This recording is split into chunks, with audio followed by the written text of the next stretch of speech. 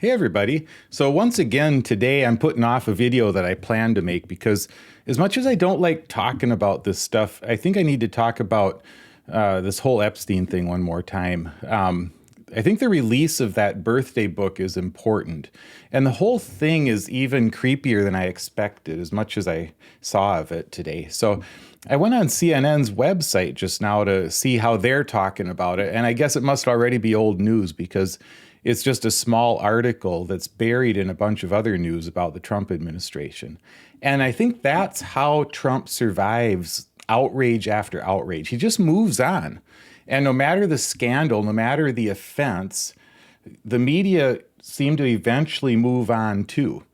But even when they do pay attention, I think they often miss the point. So today, I'm going to focus on two entries in that book because they've got two phrases that I think completely define what's wrong with Trump and Epstein and all the people in their circle. So much of the way the media talks about this story seems to focus on Trump's denials or the White House's messaging about the story, instead of just describing the system that this birthday book is exposing right before our eyes.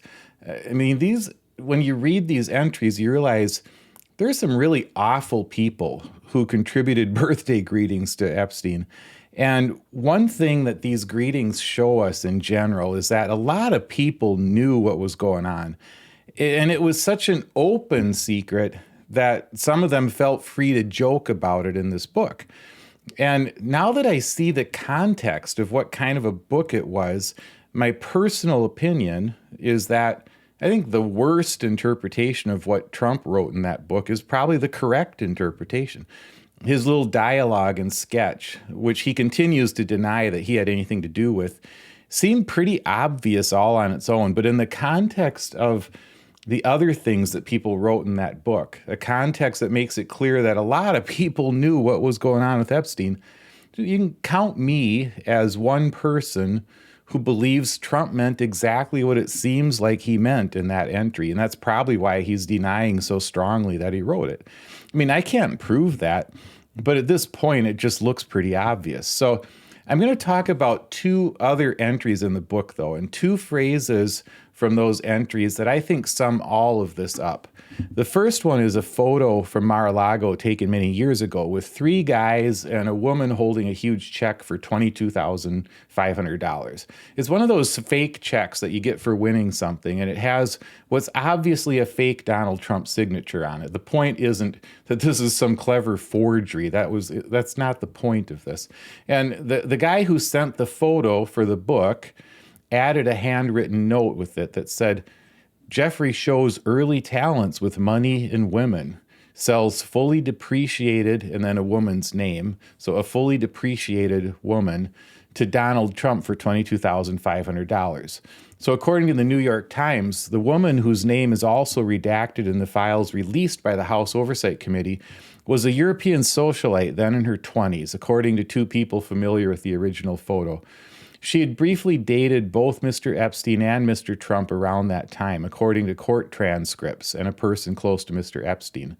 And that phrase, a fully depreciated woman, captures, I think, the same dehumanizing mindset towards women that Trump has consistently displayed throughout his life, from bragging about, the things he bragged about on the Access Hollywood tape years ago, right up to his comments yesterday at something called the Museum of the Bible, which I found out is by the family that does the Hobby Lobby. So I'm sure it's just as stupid as it sounds. So in this speech to the Museum of the Bible, Trump said, they said crime's down 87%. I said, no, it's more than 87%, virtually nothing, and much lesser things that take place in the home they call crime.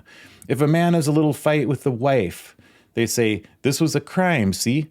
So now I can't claim 100%. So this is just the same dehumanizing stuff that Trump has always said. And so I see it reflected in what this other guy wrote about selling a fully depreciated woman to Donald Trump. But of course, the media just isn't good at delving into these things, at making connections for whatever reasons. I think even when they're trying so hard to be fair that they don't make obvious connections, and they just kind of follow the story of the denials or whatever. So it's not that Trump made this comment about the fully depreciated woman. He didn't make that comment. The point is that the people around Epstein, including Donald Trump, had the same attitudes towards women, for example, as Donald Trump. So much so that when the guy wanted to make this joke, Trump was the most natural, common friend to make the joke about. But the White House puts out a statement saying the signature on the giant fake check is obviously not Donald Trump's. And that's then what I read about in the media reports. Like, of course, it's not that Donald Trump actually is being accused of having done this with some big fancy check. The important thing about the story is that this friend group confirms with their own words all of our darkest assessments of the people around Donald Trump and Donald Trump. He's part of that whole milieu. He's a willing part of it. I mean, he's a degenerate, predatory, moral reprobate. And for his whole life, he's surrounded himself with a bunch of other degenerate, predatory, moral reprobates. And they apparently like to laugh about this stuff together. They like to laugh about all of the things that they do. And so this is just today's evidence of that. I mean, that's why that's important. So finally, though, the picture and the phrase that bothered me the most, I'm not going to show it, but if you don't mind looking at this sort of thing, you can find it. It's a cartoon drawing. You can find it and see that I'm not making this up. It's a cartoon drawing of two scenes, one labeled 1983, the other labeled 2003.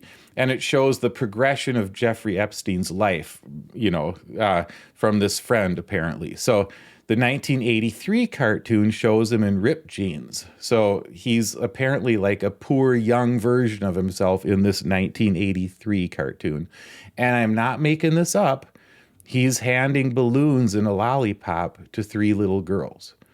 And then the 2003 cartoon, 20 years later, shows him on what's apparently his island, reclining in a beach chair with four young women giving him a massage. And there's a lot of very suggestive aspects of this. So it has a drawing of his personal jet flying over too. So there's nothing subtle about this. I mean, this is just blatant what this is depicting. It is what it's depicting. And it's just one of the other entries in this book that Donald Trump contributed to.